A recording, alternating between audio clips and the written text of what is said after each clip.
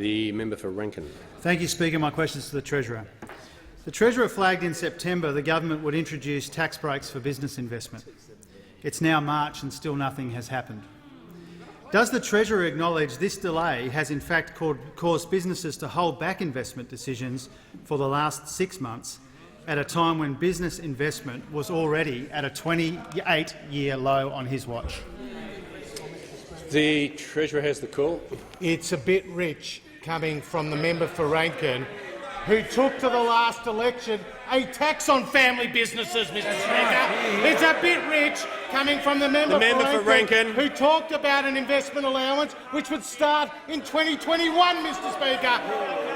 The Treasurer will resume his seat. The member for Rankin will cease interjecting.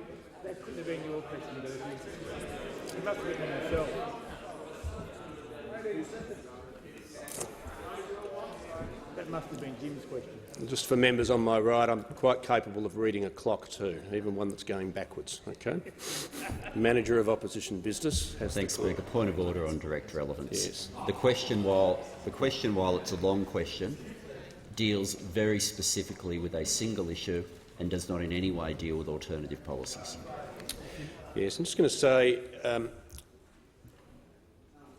it did have some commentary at the start. And the Treasurer was only, on my count, about 15 seconds into the answer when the Manager of the Opposition Business approached the dispatch box.